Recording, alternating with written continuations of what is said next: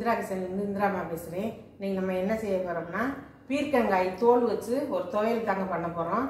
ரொம்ப நல்லாயிருக்கும். இந்த மாதிரி செஞ்சு பாருங்கள். பீர்க்கங்காய் தோல் தூக்கி போட்டுறாதீங்க, அது ரொம்ப சத்தானது.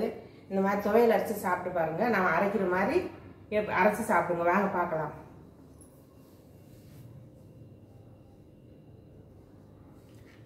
பீர்க்கங்காய் தோல் வந்துங்க இந்த மாதிரி நல்லா சீவிட்டு நல்லா கழுவி கட் பண்ணி வச்சுருக்கேன். ஒரு 2 பீர்க்கங்காய், இது 2 தக்காளி, அரை கட்டு கொத்தமல்லி, 2 கொத்து கருவேப்பிலை, ஒரு 20 காஞ்ச மிளகா, ஒரு துண்டு இஞ்சி, ஒரு பச்சை மிளகா, ஒரு நெல்லிக்காய் அளவு புளி, ஒரு 3 டீஸ்பூன் அளவு தேங்காய் பூ, 2 பெரிய வெங்காயம், 1 ஸ்பூன் உளுந்து, 1 ஸ்பூன் கடலைப்பருப்பு. வாங்க பார்க்கலாம். ஒரு 2 டீஸ்பூன் கடலை எண்ணெய் ஊற்றிக்கலாம்.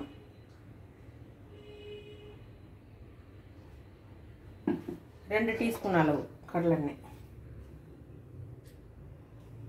கொஞ்சம் காயட்டும்.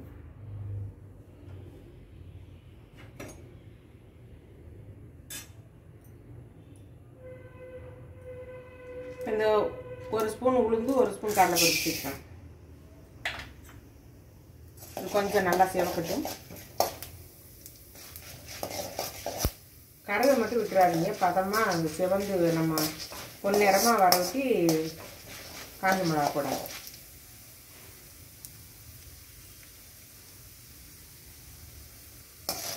இந்த துவையல் அரைச்சி சாப்பிட்டு பாருங்க, விடவே மாட்டீங்க. அருமையாக இருக்கும். இட்லி, தோசை, சாதம், ஆப்பம் எல்லாத்துக்குமே வச்சு சாப்பிடலாம். வெரைட்டி ரைஸு,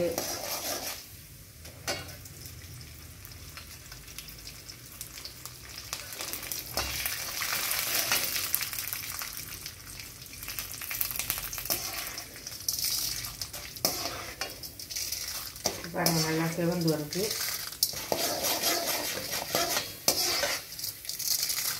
இப்போ வந்து நம்ம காஞ்ச மிளகா சேர்த்துக்கலாம். காஞ்ச மிளகா நான் ஒரு 15 காஞ்ச மிளகா கிட்ட சேர்த்துக்கணும்.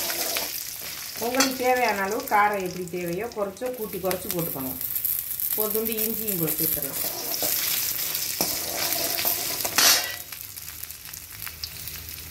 இப்போ வெங்காயத்தை சேர்த்துடலாம்.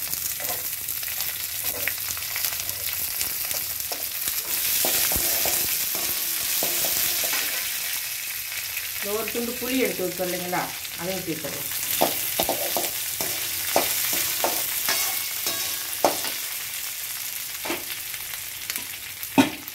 கல் உப்பு வந்து ஒரு 3/4 ஸ்பூன் சேர்த்துக்கோங்க. பத்தலைன்னா அப்புறம் சேர்த்துக்கலாம்.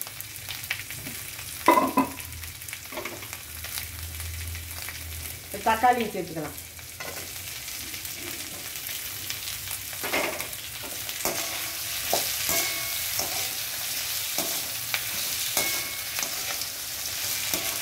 வதக்கும் போதே அவ்வளோ வாசனை சூப்பராக இருக்குங்க.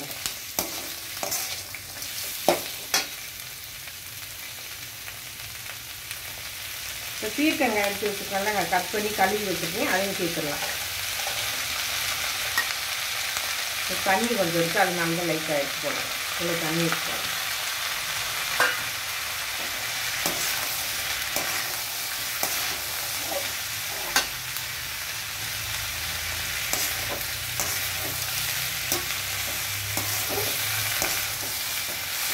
இது வதங்கிட்டு கருவேப்பிலை கொத்தமல்லி சேர்க்கும்போது உங்கள்கிட்ட காமிக்கணும்.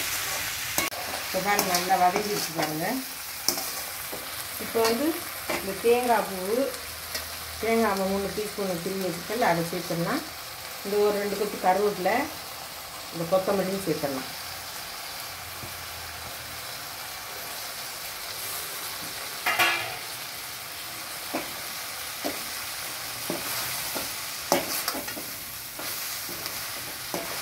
இப்படியே ஒரு வதக்கு வதக்கிட்டு நல்லா ஆற வச்சு அரைக்கும்போது உங்கள்கிட்ட காமிச்சிடும்.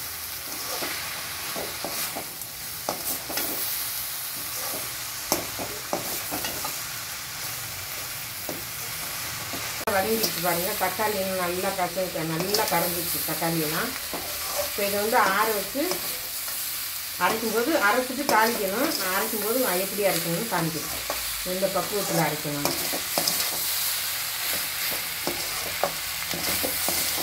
ஆற வச்சிடலாம். போதுங்க, கரெக்டாக இப்போ அரைச்சாச்சுங்க. துவையலுக்கு வந்து இந்த மாதிரி அரைக்கணும். நீங்கள் சட்னி தேவைன்னா உங்களுக்கு கொஞ்சம் தண்ணி ஊற்றி அரைச்சிக்கலாம். இந்த மாதிரி கொஞ்சம் பிரியாக இந்த மாதிரி எடுங்க. ரவையை விட கொஞ்சம் நைஸாக. இப்போ வாங்க இதுக்கு ஒரு தாளிப்பு கொடுத்துடலாம். சட்டி நல்லா காஞ்சிடுச்சு. இப்போ நல்லெண்ணெய் விட்டுக்கலாங்க. ஒரு 4 ஸ்பூன் அளவுக்கு விட்டுக்கலாம்.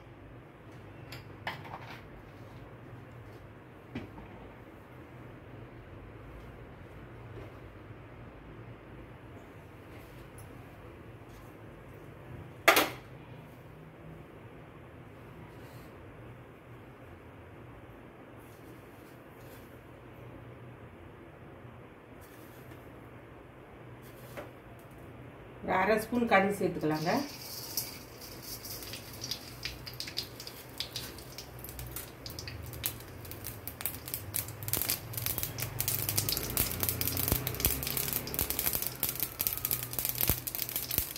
கடுகு நல்லா வெடிச்சிட்டு ஒரு 1/2 ஸ்பூன் உளுந்து சேர்த்துக்கலாம்.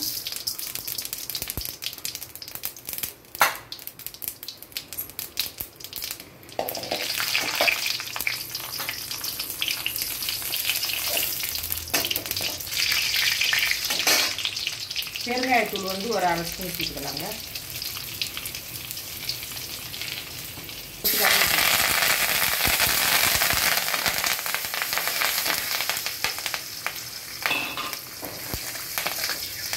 இப்போ வந்து நம்ம இந்த துவையலை எடுத்து அதில் போட்டுடலாம்.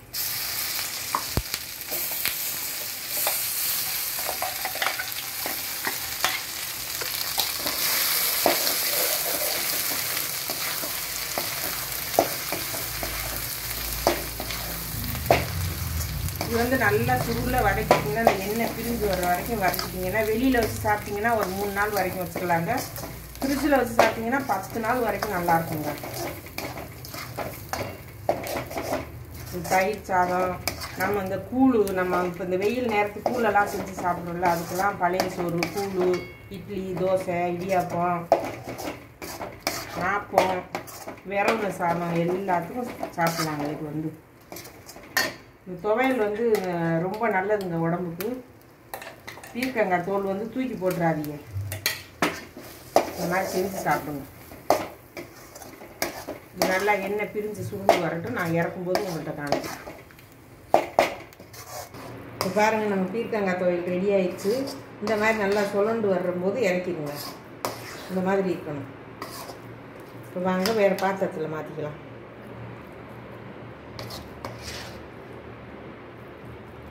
அருமையாக இருக்கு பாருங்க. சட்டியில் வந்து நல்லா சுருளை கிண்டிக்கிட்டே இருக்கணும். இந்த மாதிரி கருவு விடாமல் சட்டியில் ஒட்டாமல் இருக்கணும்.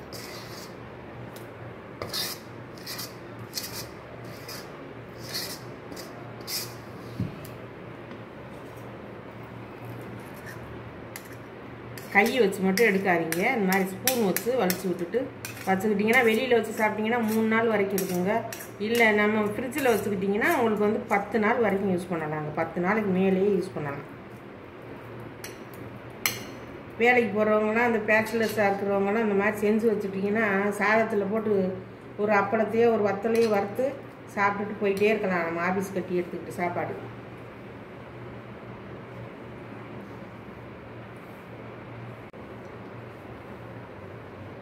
பீர்க்கங்காய் தோல் துவையல் ரெடி ஆயிடுச்சுங்க. இதே மாதிரி இந்த அளவுகளோடு நீங்கள் செஞ்சு சாப்பிட்டு பார்த்துட்டு இந்த வீடியோ உங்களுக்கு பிடிச்சிருந்ததுன்னா லைக் பண்ணுங்கள், ஷேர் பண்ணுங்கள், சப்ஸ்கிரைப் பண்ணுங்கள், பெல் பட்டனை கிளிக் பண்ணுங்கள். எல்லோரும் சப்போர்ட் பண்ணுங்கள், எல்லோரும் சப்ஸ்கிரைப் பண்ணுங்கள். உங்கள் நண்பர்களுக்கெல்லாம் ஷேர் பண்ணி விடுங்க.